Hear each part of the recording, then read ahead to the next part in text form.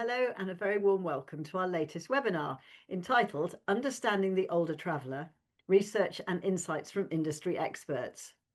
Now, when it comes to travel and holidays, we know that the over 50s are firmly in the driving seat. They control over 60% of total travel spend. And today we're going to focus on the role of research in understanding the motivations and benefits of travel for older people. We'll be identifying different personas in the silver market. We'll be exploring the huge growth in the spending power and adventurous spirit of solo female travellers, and we'll be looking at the social, physical and cognitive benefits of travel.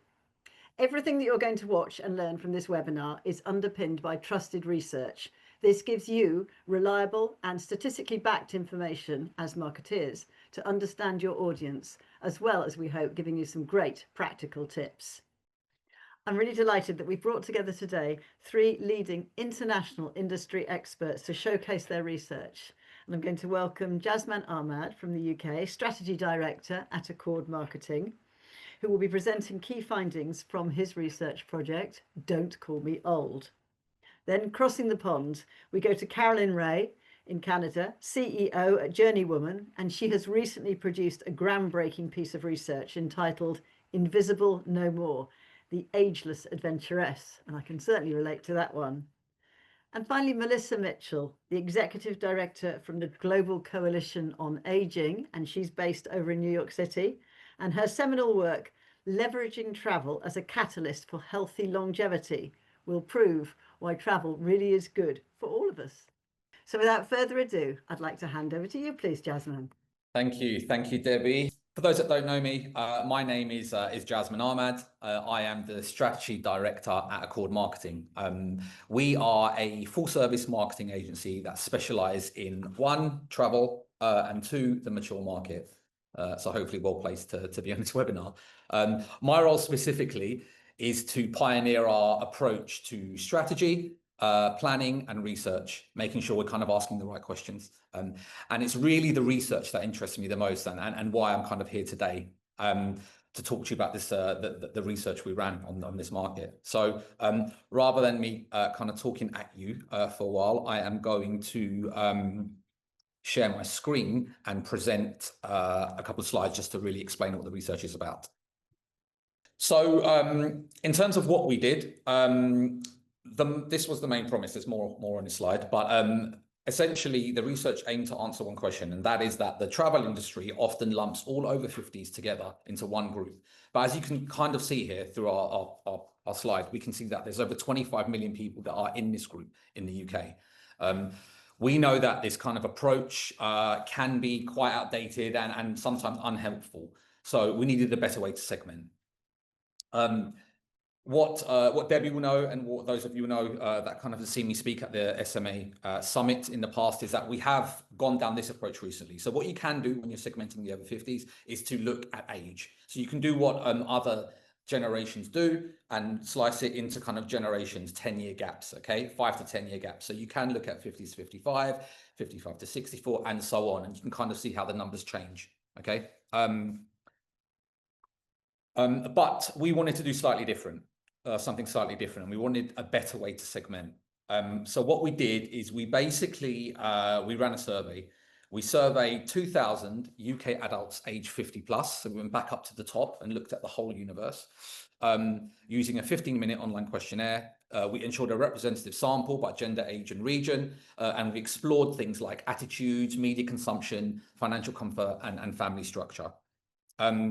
But as travel experts, the real segmentation was to move from demographic to psychographics.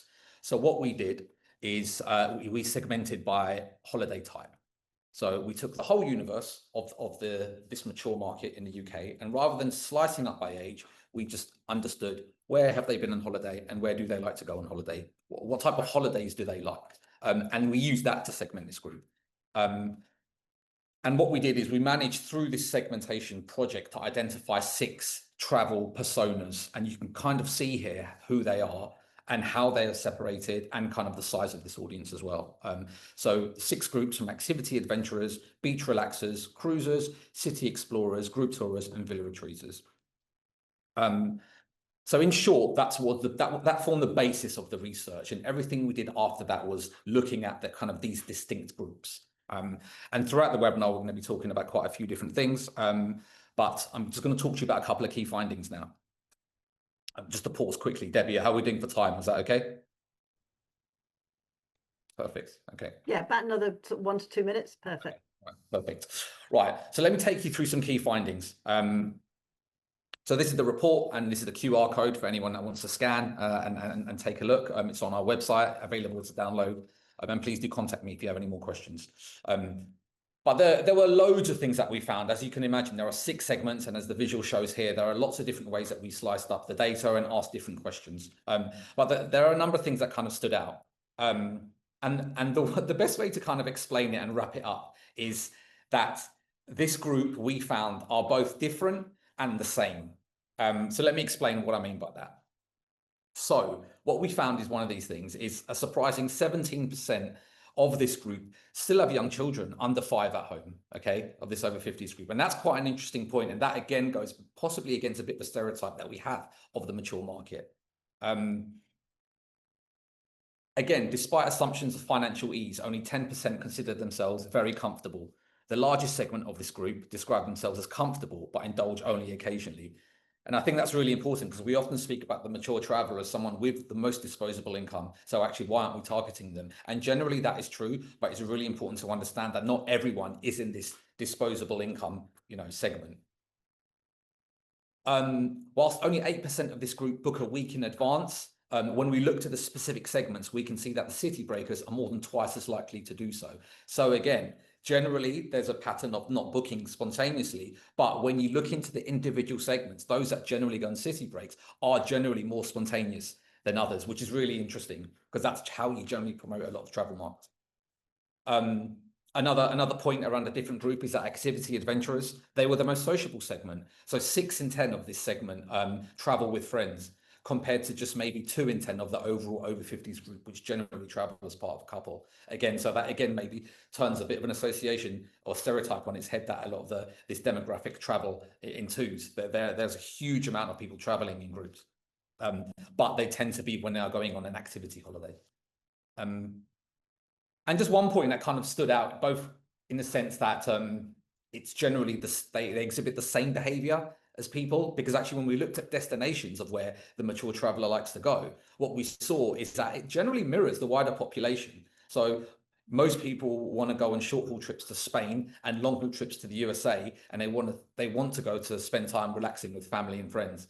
So it really was quite interesting. There were a few things that kind of like were quite different, as you can kind of see at the top, and there are a few things at the bottom in terms of destination that did quite mirror the patterns of behavior that we see generally in the travel market. So that's a kind of synopsis of my report, guys. Thanks so much, Jazz. That's so interesting, and I always love to see a myth busted and a stereotype, questioned and challenged. Fantastic. We'll come on to that more later. Carolyn, can we hand over to you now, please, and find out more about the solo female adventuress? Hi, Debbie. Great to be here. And I am the CEO of Journeywoman, as you mentioned. Journeywoman is a 31-year-old website and publication that was founded in 1994.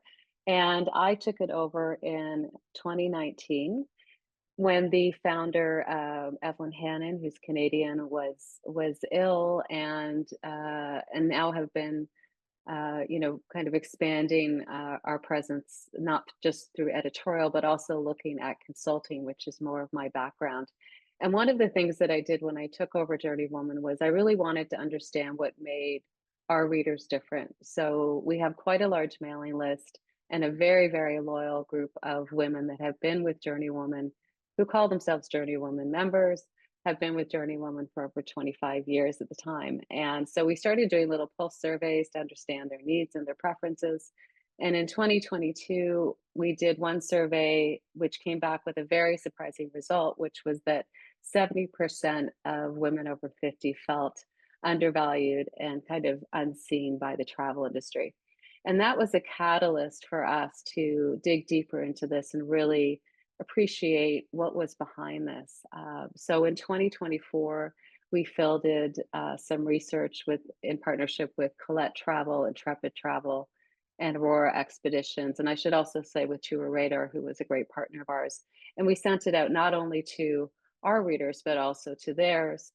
And we had over 1,600 women respond without any incentive. They just wanted to participate in this research.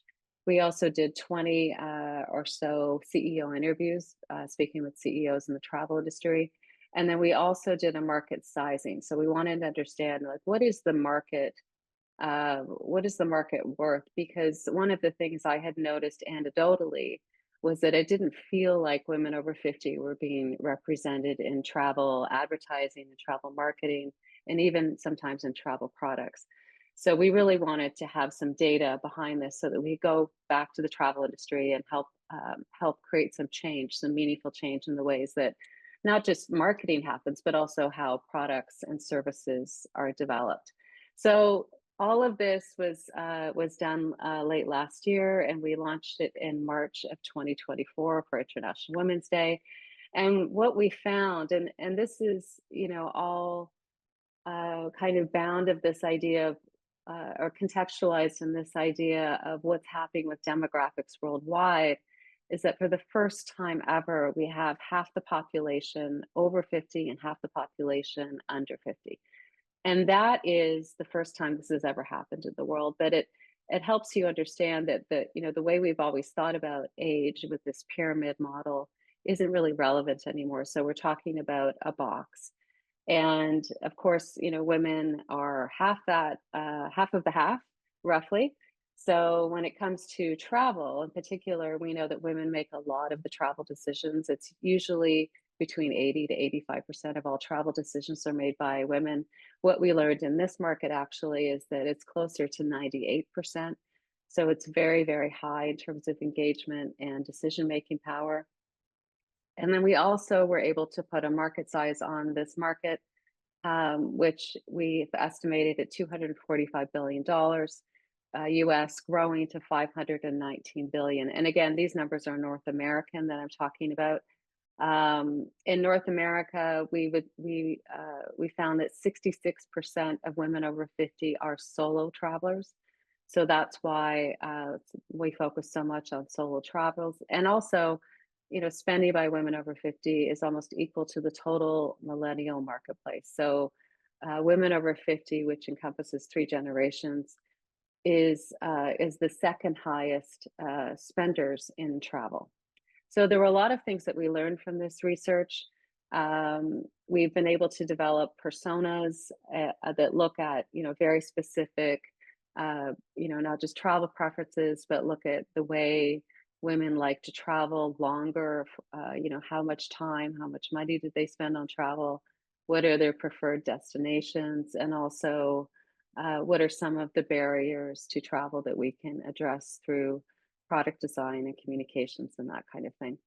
When it comes to what surprised me the most about this research, there are many things, but I think one of them is that the 65 to 74-year-old traveler is the most affluent traveler.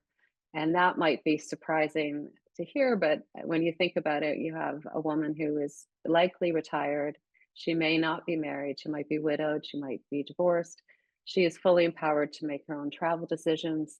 And as we get older, we really, I think, value learning, curiosity, immersion. These are all the things that women think about when they're traveling. So it's I think, a very exciting time for women over 50 in travel, and also for the industry to really think about how we can adapt better to this market. I would love to see, women in their 60s and 70s profiled more in travel marketing. I think that would be amazing. Right now, it's kind of the exception.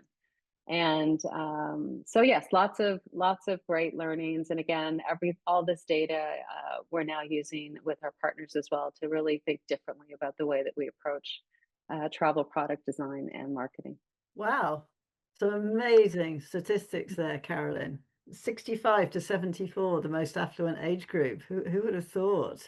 And 3 generations as well of women. Just thinking about it, mothers, grandmothers, great grandmothers. There's we're now living up with first time in the world, I think, with 6 generations, can be alive at the same time, and 3 of them over 50. That's so interesting. I actually heard recently there's a new travel brand being launched in the UK just for solo females called Avandra, which is coming on soon. So there's Oh, well, there's several. There's a lot, Mm. that have been around a long time, and we work with some of them, but I'm thrilled to hear that there's more. Yeah, absolutely. And a whole cruise ship dedicated now to solo travel. So big activity in that market. More to chat about later. But first, we're going to turn to Melissa, who's going to tell us more about why travel is so good for us.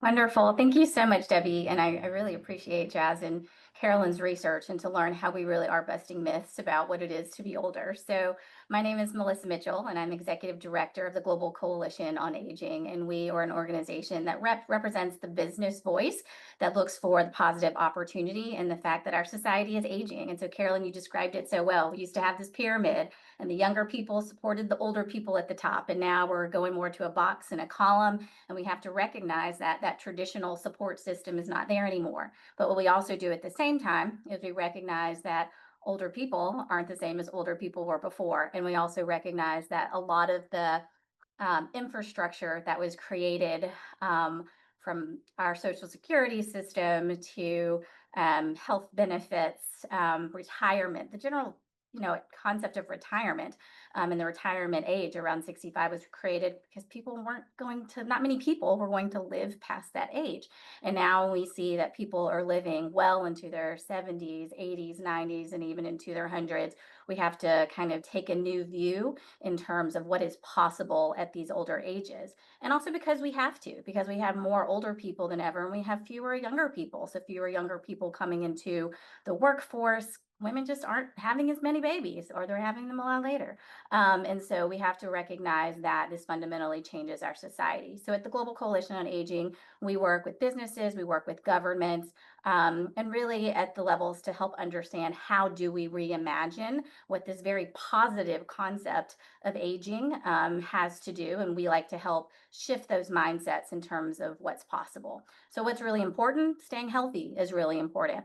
And so several years ago, we at the Global Coalition on Aging kind of looked at what are all of the different trends that are happening and where are all the opportunities to really be able to maximize the potential of our longevity, because the goal is that, yes, we are living longer because of so many innovations, but we want to make sure we can live healthy for as long as possible in these longer lives as well. So with travel, my background is in the travel industry. I started my career in the United States doing policy work to support the travel industry. So I'm very passionate about this. But then when we took a step back and we looked and we said, actually, when you think about it, travel has all the things that you need to be healthy, right? Travel helps promote physical activity. Travel helps promote cognitive exercises. Travel brings together social connections. And so early research that we did a meta-analysis to recognize some of the key stats around that. So older adults who are physically active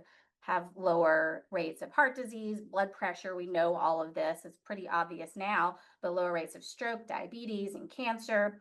And then on the cognitive side, there's plenty of research that shows that activities like reading newspapers, puzzle games, visiting museums, navigating new places, those can show to reduce the risk of Alzheimer's by as much as 47%. And then on the social participation side, maintaining and initiating social participation later in life has been shown to have positive benefits on mental health for older adults. So these are really key pieces that are important to, again, ensure that our longevity is not only these longer lives, but also healthier, longer lives. And so the part of the research that I mentioned we've done has been a meta-analysis and just understanding the health data that's out there.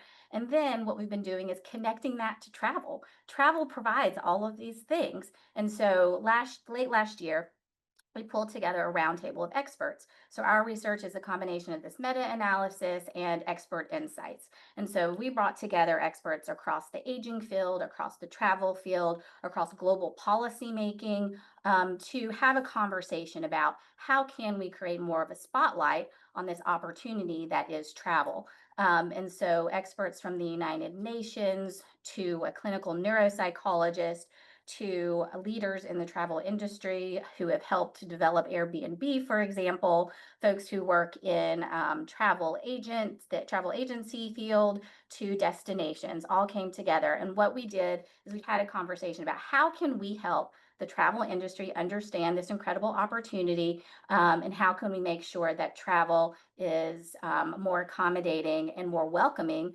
to an older population. And so we came up with, and that my second slide shows the kind of findings that we had from our expert roundtable discussion. And the first finding is clearly that travel plays a transformative role in healthy aging. It's a proven driver of physical and mental well-being across our lifespan. And in fact, some research shows that 61% of grandparents are proving to be more active than their family members expected them to be on vacation. And I've seen that personally as well, traveling with my 75-year-old mom. Our second finding was that travel connects people and it fosters community. And what's so great about this is that when you travel together and encourage grandparents and older family members to travel, it helps strengthen family ties. It fosters belonging and it builds shared experiences across these generations. So it really is a win-win for everyone, in addition to the economic opportunity that it brings. And then our third finding is that healthy longevity will certainly be a game changer for the travel industry and the global economy. So that's why I think the work that you all are doing, Jazz and Carolyn, are so important, because they help really emphasize the importance of this for the travel industry. At our roundtable, we had Age Friendly Ireland come, and they're making adaptations to have the first ever age-friendly airport to ensure that people can get through an airport in a more efficient way, an age-friendly beach, so that not only someone who has accessibility needs can go enjoy the beach, but so their whole family can join them in that process. And then our final finding through this expert roundtable was that public-private collaborations are going to be a key in helping maximize travel's full potential. We recognize we need more education around this in terms of to the travel industry, but also to the global policymaking world. Dr. Paul Nussbaum, who's a neuroscientist who was part of our conversation, said that we have to help the travel industry understand that what they are doing is a prescription for health. And I think if we begin to understand that, then we're going to see a lot of changes happening in this space, in addition to the important economic benefits that we see from travel. Thank you so much. Wow, that was a very positive and optimistic and just very motivational précis you gave there of your research, and what phenomenal opportunities it presents. So what I'd like to do now is have a little chat around between us and myself and the panelists, and just see if we can explore some of the concepts that you described in your research, and perhaps see if there's any kind of common themes there. You've all talked already about busting the myths and stereotypes. You know, Jazz, the one I wanted to pick up with you there, which I think probably relates to both Melissa and Carolyn, is the one about the kind of more community and sociability aspect, which was the sector that you said that was it the adventurous traveller? You said there was more community people traveling together. Yeah, that's true. So generally, when we surveyed everyone, 2 in 10 of this demographic said they traveled with friends, whereas the activity adventurers, or the ones that take activity holidays, it went up to 6 in 10. So that's, you know, do the maths in terms of how many more people that is. It's interesting because we generally just tend to look at this demographic as one group, but actually when you take age away, and you kind of just slice it up by actually the type of holiday you go on, that's more of a driver. So actually people that go on activity holidays probably go on these holidays to want to spend time with friends, you know? And that's maybe linked to the other point I said about if you're going on a city break, you suddenly get into that mindset that city breakers get onto, which is, you know what, I'll go this weekend. I'll book within a week. There was a huge amount of people, double the amount compared to usual, that book within a week. So there's a lot of, those were 2 kind of myths that really kind of like stood out. Really unexpected. So picking up on the community and the sociability, Carolyn, do you see that in? I know you organise a lot of, or you fulfil a lot of group and solo tours. Do you feel that's a really important benefit that people are looking for? I do. I think you know, our partners who organize trips, we would say that when women are going on these, whether they're multi-day tours and what have you, they're looking for connection and community with other women. that doesn't necessarily transfer into one of the issues, though, which is this idea of the single supplement issue, which is one of the barriers that came out to solo travel, which I'm happy to speak to as well. But I think definitely you are looking for community, you're looking for sisterhood, you're looking for new friends. You know, I think forget sometimes too, if you are a woman living alone, which is, you know, a lot of the women that we're talking about here, you might feel isolated.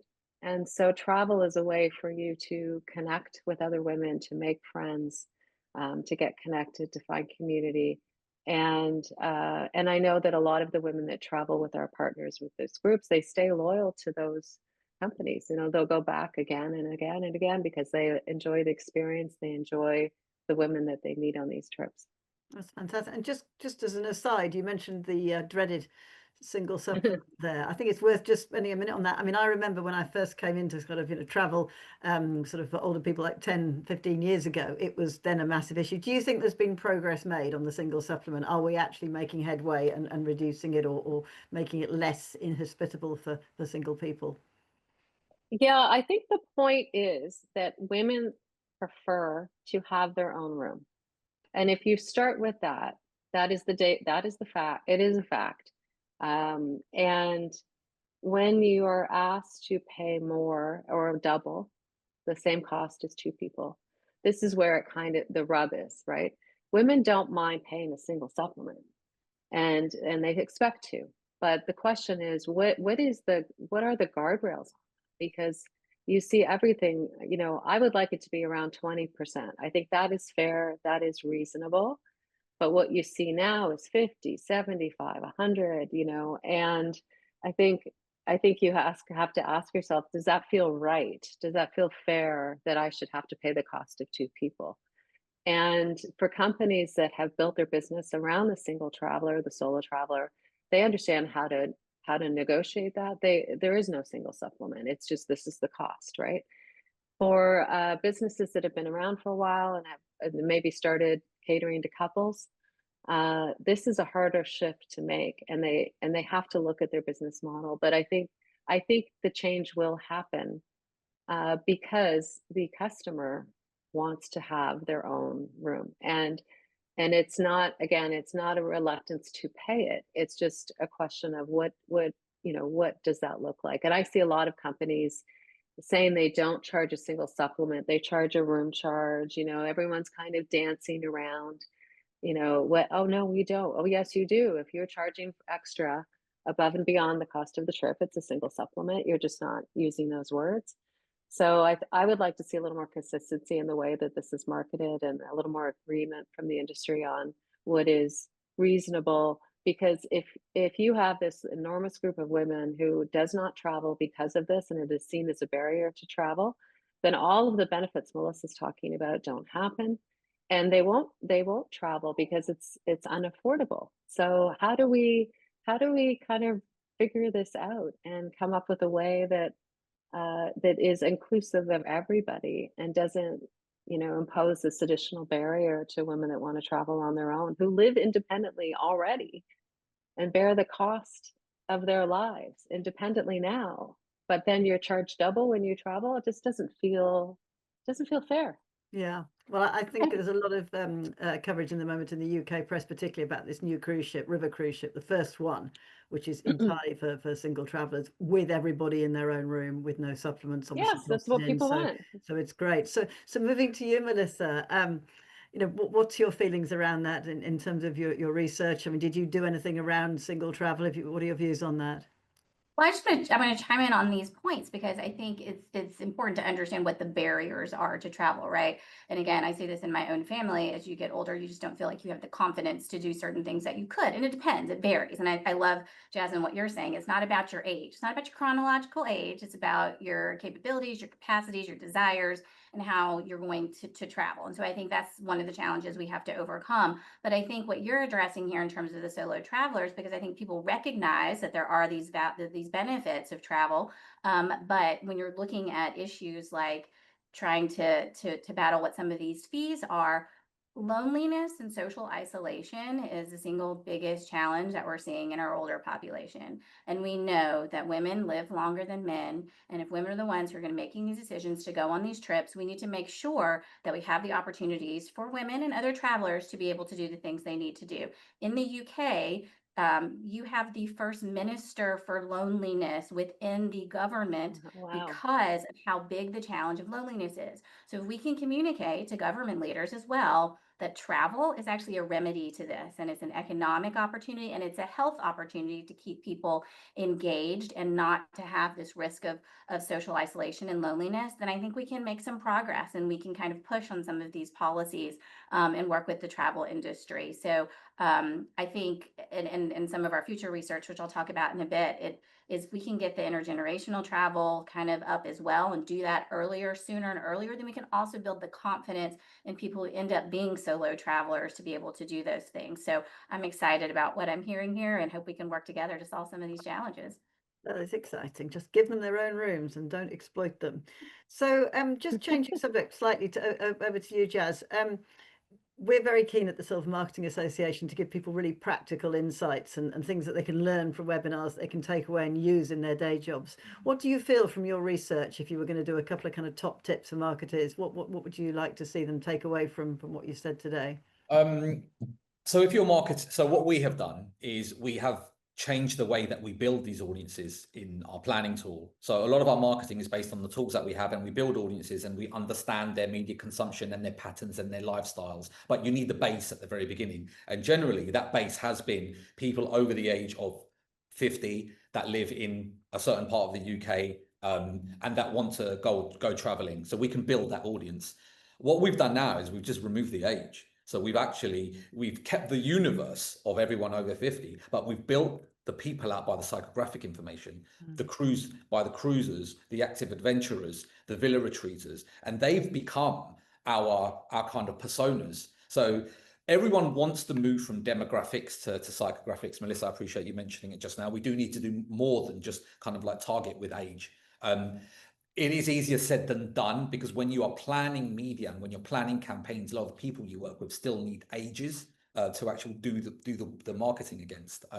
But I think what you can do is actually just start building audiences, and as a basis use psychographic information and interest in behavior rather than age as an actual basis. I think that's probably the first thing that we have started to do, and we're starting to run more and more campaigns using this basis, and especially digital campaigns. You know, the new IPA media consumption report came out about 3 weeks ago, or maybe a month ago now, I think it was. And one of the standout findings was about the over 55s and how they have massively increased their digital usage over the past 12 months. You know, I think the standout takeaway was something like over 50s are now not a linear TV overspill. So normally you would just target traditional TV channels to market to this audience. But now it's about understanding connected TV. It's about understanding video on demand. And it's just, there's so many more things you need to consider now because this audience are so much more engaged digitally. Wow, it's fascinating. And use a good agency, I guess, who really understands this. Thanks for the plug, Debbie. But yes, you should, absolutely. Okay, and Carolyn, over to you. What do you feel in terms of practical takeaways could a marketer learn from your research that they could use in their own day-to-day work and programming of travel? Yeah, I think, we're seeing a lot of growth in women-only trips as well. So looking at, I think that what I would say to marketers is, look at what you're marketing, but also look at the product design and understand if the product is being developed with this audience in mind. Because as a woman 50 plus, it's not just the trip, it's the pre-trip, it's the during trip, it's the post-trip. You want to think of this as a relationship, not just a transactional holiday or vacation. So with women 50 plus, we know that they make decisions by talking to each other, by recommendation, by word of mouth. They tend not to, at least in our research, they tend not to trust mainstream media as much as, a recommendation from a woman. So So I think as you're thinking about marketing, look at your own website. What kind of imagery do you have on there? How are you addressing mobility and pacing and activity levels? How do you talk about the single supplement? Is it, seen as a barrier? Is it approachable? I mean, there's all kinds of certain things I think that can make travel more welcoming and inclusive of everybody. And what about the role of influencers? Do you see that as something that is growing? Do you recommend it? How do you work with influencers? The research that we have says that they are not trusted. That the more trusted, I mean, influencers are usually paid by somebody to market a destination or a place. It's really not the way older women make a travel decision. It's going to be from a trusted source, if I could say that. Women. The number one thing on our survey that we just did about 2 weeks ago was, trusted women's communities, women's travel, media, women that are actually travelers. That's kind of what they're looking for, and they tend to be more cynical of what I'll call mainstream advertising and marketing. That's it. That's a great tip. Thank you. And Melissa, what are your thoughts on this?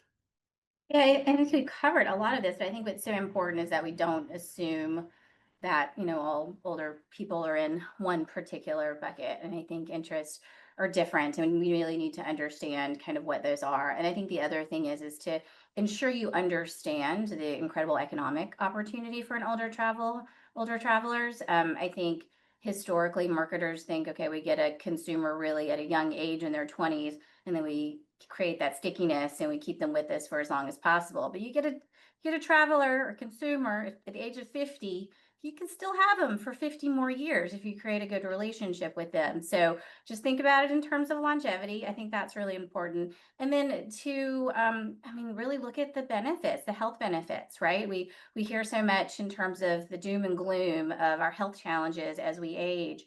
With Alzheimer's disease and cardiovascular disease, but travel really can help really change the trajectory of some of these conditions and overall create a healthier life for folks. And so I think that's really important. And I was thinking back to the US Open just last month here in the United States, and they were marketing tennis as the world's healthiest sport. And I was trying to look at some of the results in terms of did that get people into it? But I think looking at travel as this incredible healthy opportunity that's not only fun and fulfilling and good, but it's going to be good for your physical and mental health. I think that's something that we should be thinking about in terms of how we market and how we communicate with consumers. No, because I can really get a sense of what you're saying around health and travel. And actually something that I really feel quite strongly about, and something that I really would like the industry to do more, is kind of move away from this kind of destination first messaging. So a lot of travel advertising generally leads with where you are going. And I think what we have found with a lot of the research is that actually it would be really great to have more demand for tailored recommendations by maybe mindset. So actually, rather than saying you can go to Asia or to the States or to Europe, actually it's you can go to have a detox, or you can go to explore, or you can go to relax. And actually that's a travel motivation. That's like a category entry point of why you want to go away. And that you could link that really quite well to a lot of things to do with maybe health benefits, picking out certain places. It doesn't matter where they are across the world, but they are all to do with actually, healthy travel, I love that. What benefits do you want to get out of this trip, right? Yeah, I think that's incredible. I love that. Yeah. Fantastic. And finally, looking to the future, I'd like to ask each of you what kind of trends you think we need to watch out for in travel, and whether you're going to be planning some more research to support this. Who'd like to go first? I can go. Great. I think one of the very interesting topics, and we are doing a webinar on this next week, is talking about travel and technology, specifically AI, and how that is going to impact the travel experience. Our latest research shows that 75% of women don't trust AI. I'm not even sure we fully understand how we are using it without even knowing we're using it at the moment. But we've just published some articles giving some advice on, you know, what to keep in mind when you're thinking about AI. And I think it will, this, you know, this is for me connected to safety, women's safety. So we look at cybersecurity, we look at personal safety, we look at all of the things that are, you know, potentially influencing um, your when you travel, before you travel, after you travel. So all of those things together, and I think technology, you know, it's a lot of it's unregulated, a lot of it is, you know, has impacts on personal privacy, identity. So all of these things are going to, I think, move to the forefront, and I want us to be a catalyst for that in a positive way. You know, it's not about creating fear; it's about opening the discussion and helping women understand how they can, what steps they can take to protect their safety. And but I think AI is going to be, you know, obviously it's the topic of the day when it comes to technology, and there's so much we have to learn. Yeah, I've seen some of the great work you're doing around women's safety, and the emails you've sent out about it. I think that's fantastic because you're really, you know, you're telling it as it is, and you're not trying to gloss over that point. You're being very honest and authentic, and I think that's just fantastic, you know, and really Well, I addressing. think there is, you know, there are issues now with trust and transparency, and I think we have to talk about these things, and we have trusted our governments and our companies to look after us. And it's that's been really eroded, especially lately. And we have to know how to do that for ourselves and advocate for ourselves. So that's really what we're trying to do by talking about women's safety. Again, it's not to scare people and say you shouldn't travel and all of that. It's to say do it, but do it with knowledge and feel empowered and confident. Fantastic. Melissa, do you want to go next? Love to, and I love hearing what everyone else is doing too, because I think, Carolyn, it's so important to understand the solo traveler piece. We do a lot in terms of women's health, and again, understanding women live longer than men. So what are the opportunities, I think is really critical in this space.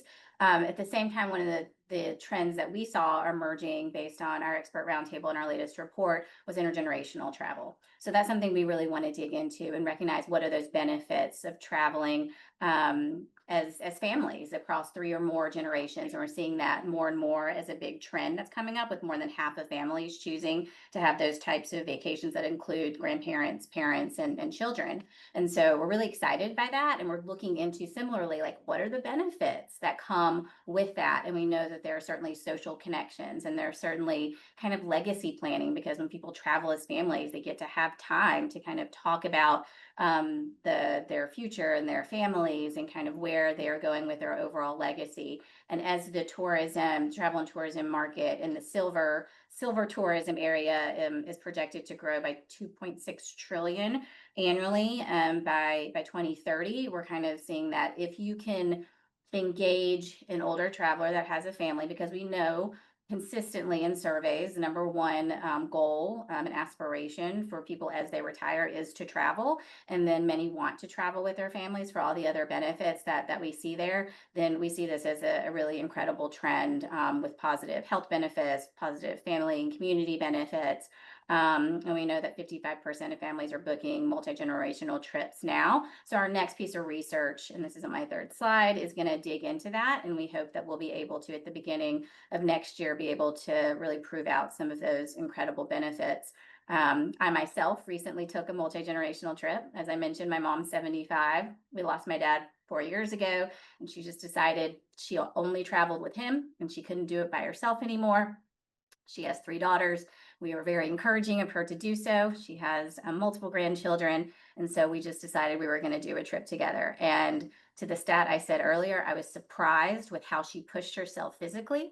I was surprised by how she had more stamina than she usually does at home, and just how much she enjoyed herself. And so that really was able to reinvigorate her. And I'm definitely incorporating intergenerational travel into my hopefully annual experiences to keep my mom as healthy as possible for as long as possible.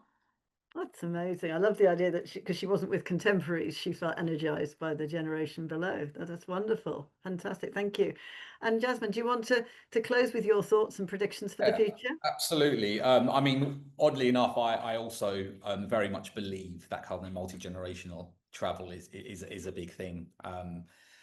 There is this really interesting persona called the Bank of Mum and Dad, which I always find quite interesting. But we're getting a lot more people like that. But I kind of want to look at a different angle, a similar angle, but a different one. And I want to take a step back and talk about family for a second, and actually challenging the empty nester stereotype of this over 50s demographic. So, and I want to give a bit of a personal story as well. So, as I said before, 17% of the over 50s still have children under 5 at home. So I sized up the over 50s market in the UK, 25 million people. If you do the math, 17% of that, you're talking between 4 and 4.5 million people. That's a lot of people. And actually, something I will share, maybe overshare. I'm 45. We have just had our second child. He's 10 months old. So I will be 50 when he is 5, and I'll be 55 when he's 10.